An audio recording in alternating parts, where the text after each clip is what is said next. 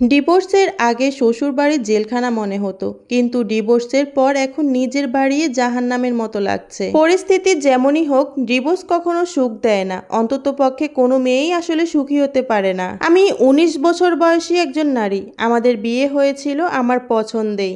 সংসারও টিকেছিল 1.5 বছর। আমাদের একটা ছেলেও আছে। আমার স্বামীর স্বভাব চরিত্র সবই বেশ ভালোই ছিল, শুধু একটু জেদি। অবশ্য তাও সব সময় না, মাঝে মধ্যে। মানুষ ভাবে ওর বদ জেদের জন্যই বুঝি আজ এই অবস্থা, কিন্তু আমি জানি আমাদের সমস্যাটা শুরু হয় শুধু আমার দিক থেকে। সব সংসারেই তো টুকটাক কিছু সমস্যা থাকে, ওই রকম আমাদের মধ্যেও মাঝে মধ্যে ঝগড়াঝাটি হতো। কিন্তু ঝগড়া বাঁধলেই আমি একদম ব্যাগ গুছিয়ে বাপের বাড়ির দিকে হাঁটা দিতাম। বাপের বাড়িতে বোনেরা আসতো, আর ভাইরা তো ছিলই। ওদের কাছে কেঁদে কেঁদে সব বলতাম। তখন সবাই ওকে ফোন করে কথা শোনাতো। আমার ছোট বোন তো রীতিমতো অপমানই করত। আমার কাছেও মনে হতো ঠিকই তো, এত বড় সাহস আমার কথায় আমার সাথে লাগতে আসে। আমাকে সে নিজের মতো চালাতে চায়। আমার মধ্যে কেমন একটা জেদ কাজ করতে লাগলো। কত বড় সাহস আমার সাথে লাগতে আসে, আমাকে নিজের মতো চালাতে চায়। আমার মধ্যে কেমন একটা জেদ কাজ করতো। ওর কাছে ছোট হব, ওর কাছে নিজের ভুল স্বীকার করব, মাপ চাইবো, এটা ভাবতেই পারতাম না। উল্টা বড় গলায় করে বলতাম, ডিভোর্স দাও, তোমার মতো লোকের সাথে আমি সংসার করব না। না, ডিভোর্স আমি আসলে কখনোই মন থেকে চাইনি। ওইটা ছিল মুখের কথা। ওর সামনে ছোট হওয়ার চাইতে ডিভোর্স চাওয়াটাই আমার কাছে সঠিক মনে হতো। তারপর একদিনের কথা আমার এখনো মনে পড়ে। সেদিন ছোট একটা ব্যাপার নিয়ে তর্ক করতে করতে দুজনেই খুব উত্তেজিত হয়ে পড়েছি। রাগে আমার শরীর কাঁপছে, যা মুখে আসছে তাই বলছি। তুই তুকারি গালিগালাজ অপমান কিচ্ছু বাদ দেইনি।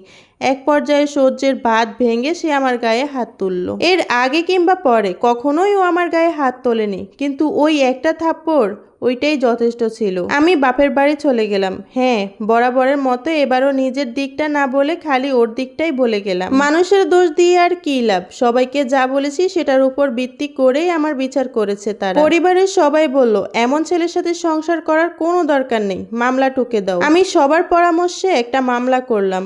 ওর নামে নারী নির্যাতনের কেস করা হলো। খুব দ্রুতই ওকে পুলিশ ধরে নিয়ে গেল। ওর পরিবার থেকে মুরব্বীরা এসে বারবার অনুরোধ করলো আমি যেন এই কেস তুলে নেই। ভেতরে ভেতরে আমিও চিন্তা করলাম, আচ্ছা, আমার স্বামী কি আসলেই অপরাধী?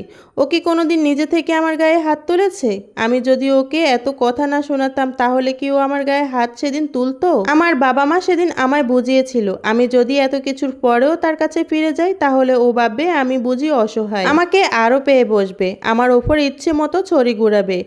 একবার গায়ে হাত তুলেছে মানে বারবার একই কাজ করবে। কাজেই নিজে থেকে ফিরে যাওয়া তো প্রশ্নেই আসে না। কিন্তু আমার মনের ভেতর কে যেন চিৎকার করে বলতো, ও তো এমন লোক না। ও যেদিন আমার গায়ে হাত তুলেছিল সেদিন হাঁটু গেড়ে আমার কাছে মাফও চেয়েছিল। এইসব ভেবে আমি মামলাটা তুলে নিলাম। তবে ওর কাছে আর ফেরত গেলাম না। কিছুদিন পর দুই পরিবার থেকে বিচার সালিশ হলো। সবার কাছে ও দোষী প্রমাণিত হলো।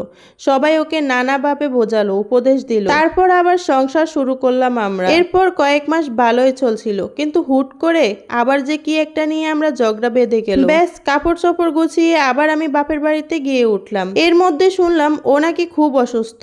আমি বাসায় ফিরতে চাইলে আমার পরিবার বলতো, এভাবে একটা ঝগড়ার পর একা একা ফিরলে সেটা ভালো দেখায় না। আর আমার বোনেদের কথা ছিল, ওসব অসুস্থ টসুস্থ কিছুই না, সব বাহানা। আমরা চাচ্ছিলাম ওই পক্ষ থেকে কিছু আত্মীয় স্বজন এসে ভুল স্বীকার করে আমাকে হাতে পায়ে ধরে আবার নিয়ে যায়। কিন্তু এবার আর কেউই আসলো না, বরং কিছুদিন পর আমার ডিভোর্স লেটার পাঠিয়ে দিল। ডিভোর্স লেটার দেখে আমার পরিবার খুবই ক্ষেপে গেল।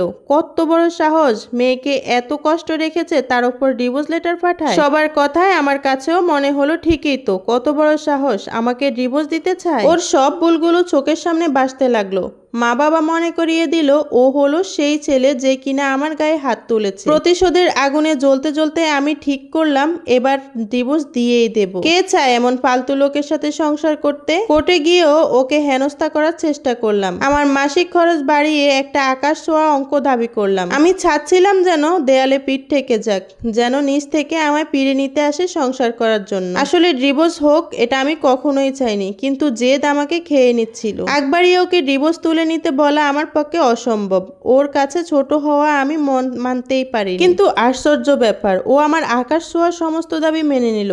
আমার ছেলেকেও আমি পেয়ে গেলাম। ভরণ পোষণ, মাসিক খরচ, ওর সব সম্পত্তির বিনিময়ে ও শুধু পেল ডিভোর্স। আমাদের ডিভোর্স হয়েছে আজ 3.5 বছর।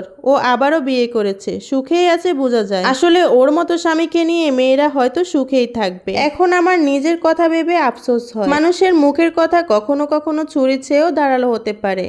ও আমাকে একবার থাপ্পড় মেরেছিল ঠিকই, কিন্তু আমি কথার তীরে ওকে যে প্রতিনিয়ত ছিন্ন বিচ্ছিন্ন করে ফেলতাম। শারীরিক নির্যাতন করিনি সত্যি, কিন্তু মানসিকভাবে কষ্ট দিতাম। আর এইসব কথা আমার মা বাবাকে কখনোই বলা হয়নি।